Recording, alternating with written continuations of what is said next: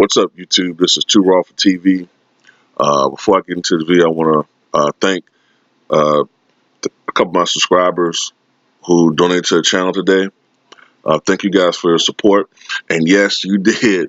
You are the one that advised me to open up that account, man, for the Cash App, man. So thank you for that, man. Thank you for your support. Anybody else that want to donate to this channel, there'll be links in the description box for that. And I truly appreciate your guys' support, man. And we're going to try to push this channel further. You know what I'm saying? YouTube and its rules are not going to stop us, man. You know, the LDBC is strong and we will rise to the top on YouTube, man. Now, let's get into this game right here. Let's get into this game right here. All right. The Toronto Raptors came into Oracle Arena for the second straight game and beat the Golden State Warriors by the final score of 105-92 to take a commanding 3-1 series lead in this best of 7 series, NBA Finals.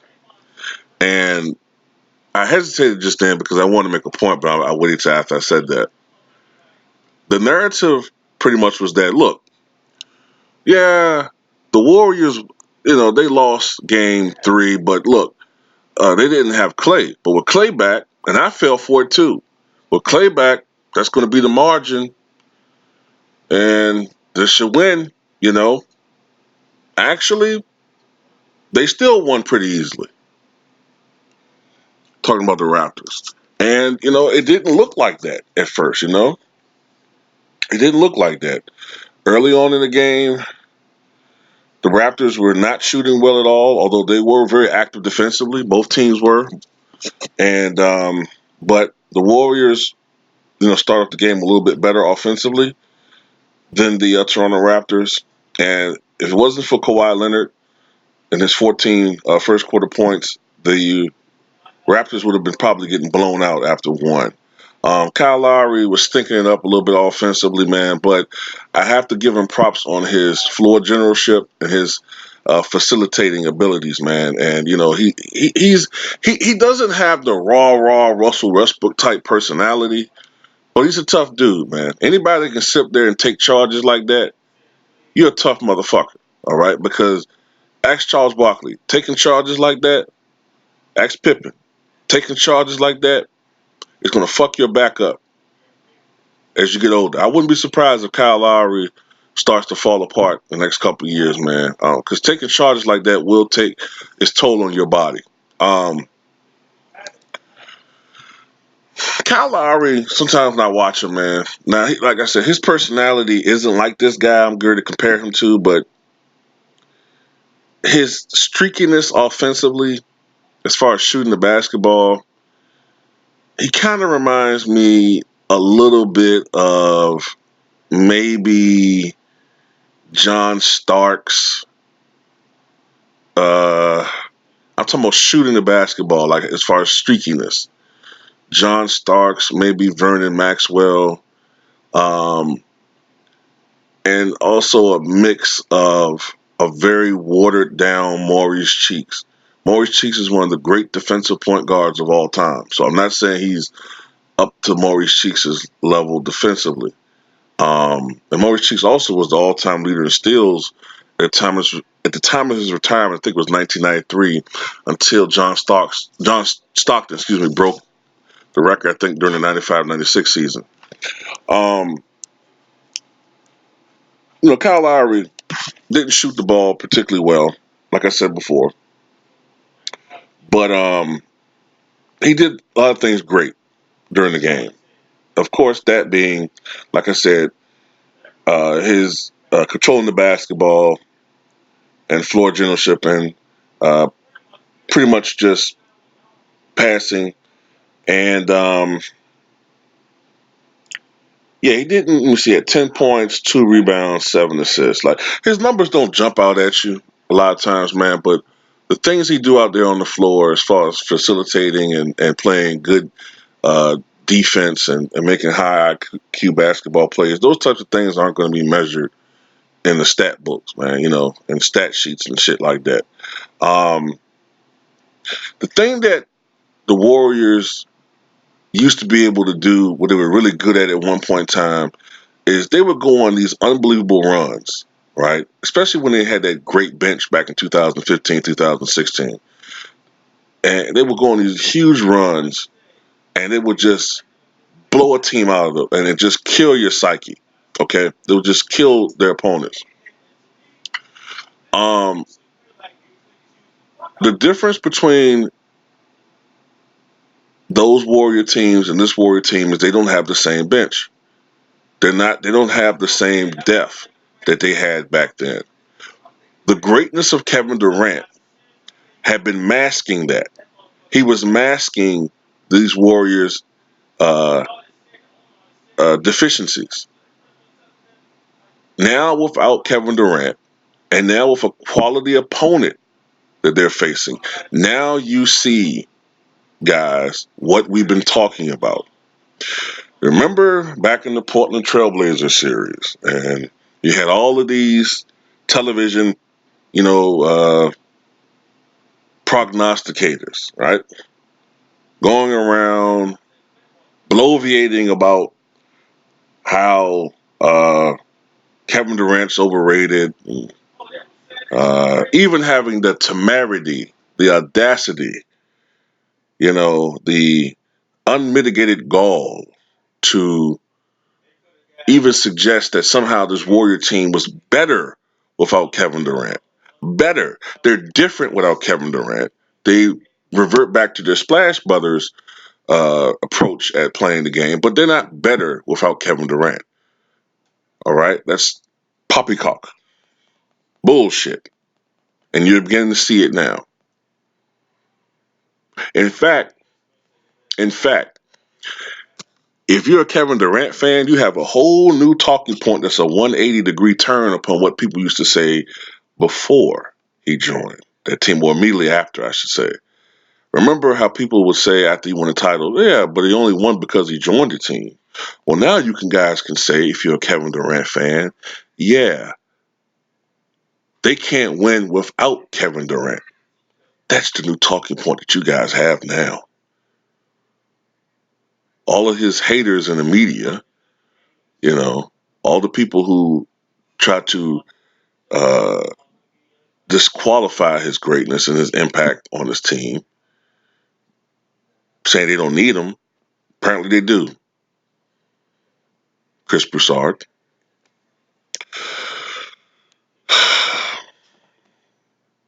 Kawhi Leonard kept them into this game in the first quarter with his 14 points in the first quarter. And in the second quarter, you started seeing like you had this sense that the Golden State Warriors were going to deliver that knockout punch, and they were swinging.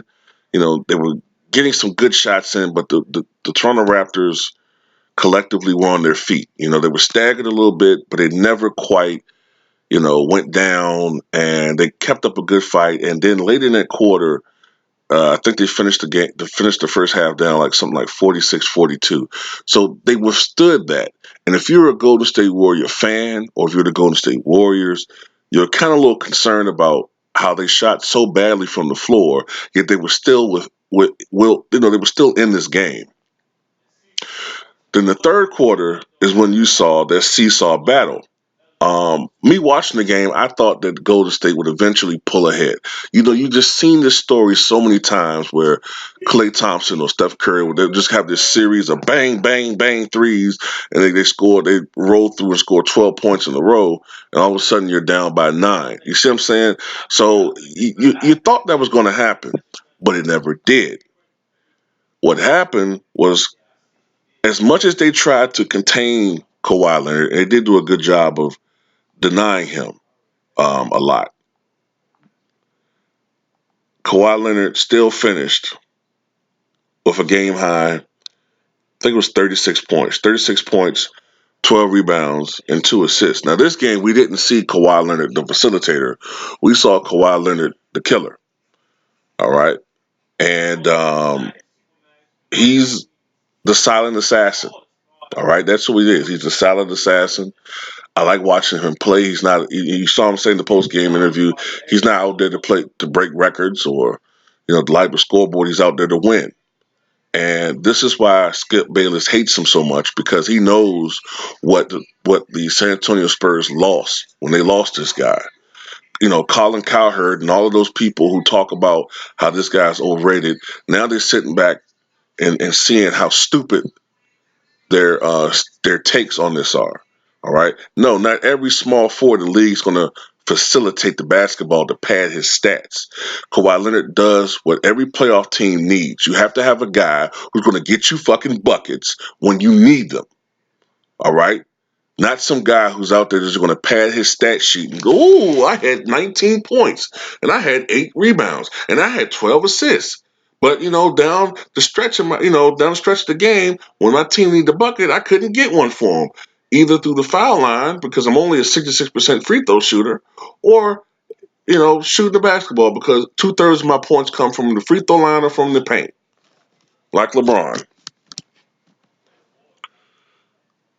So there was also a tale of two halves for the Toronto Raptors. In the first half, the Raptors couldn't buy a bucket. They couldn't make a three. Then the second half, everybody was getting into the act. But that stretch that Kawhi Leonard had, man, is one of the great stretches.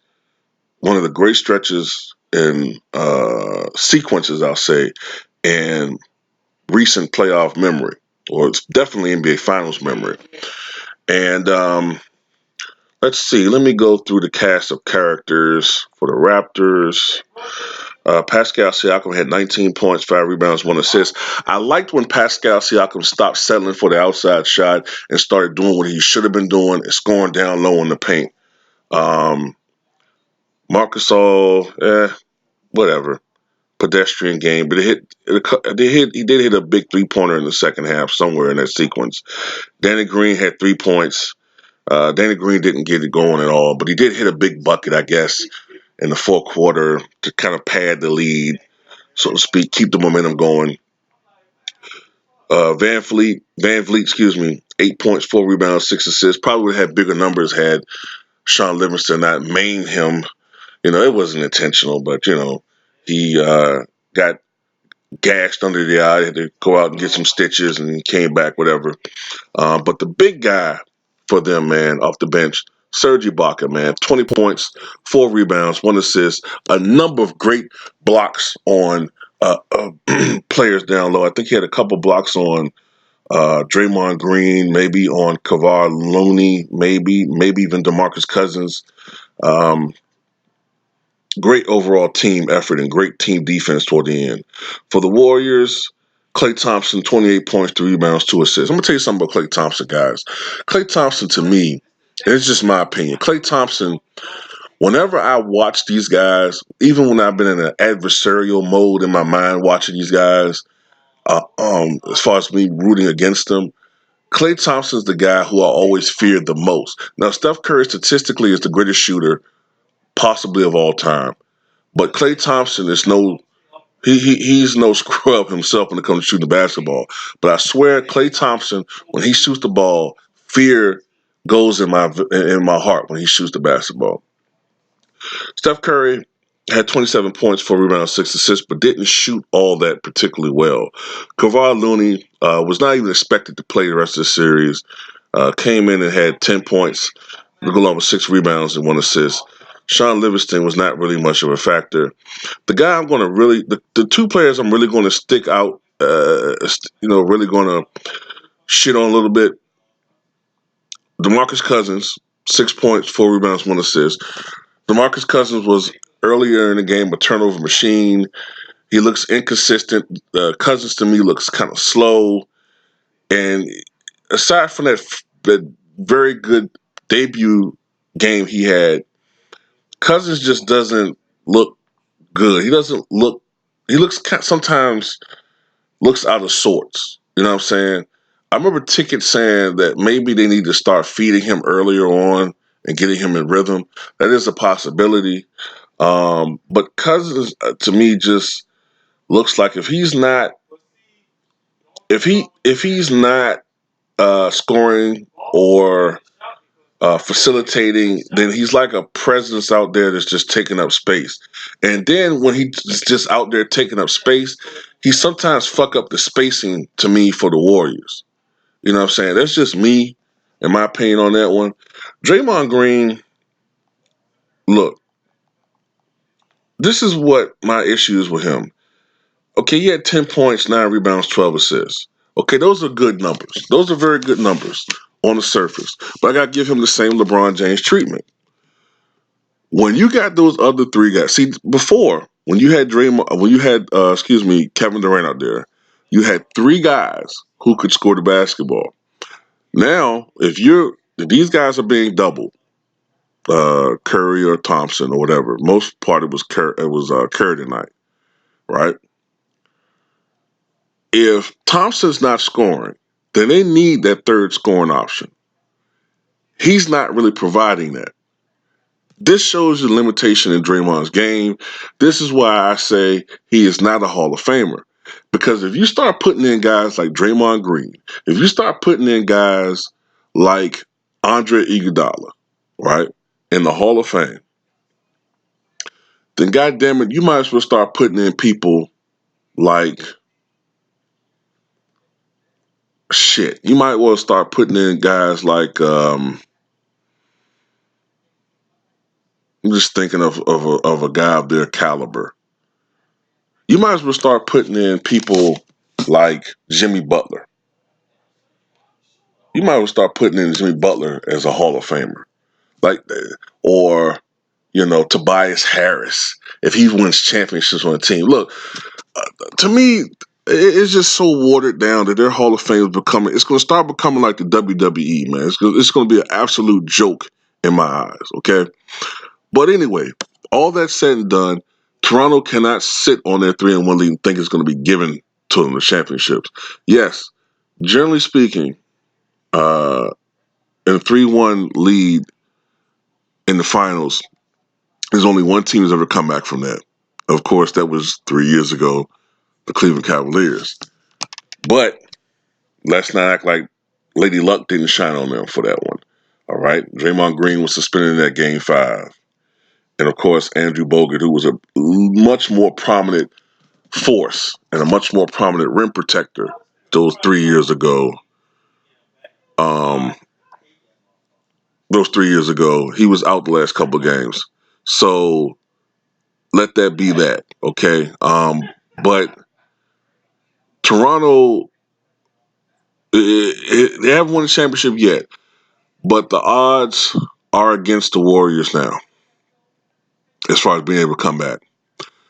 I think that Jurassic Park, okay, is going to be absolutely explosive Monday night. And I just think that the Raptors are going to pull off something among the likes that we haven't seen since 2004 when that Detroit Pistons team came back and had that backward that no, it wasn't they didn't drop the first game. They came back, but well, actually didn't come back. That Pistons team beat that Lakers team 4-1 in the NBA Finals. I'm starting to think we're going to see the same thing in this series.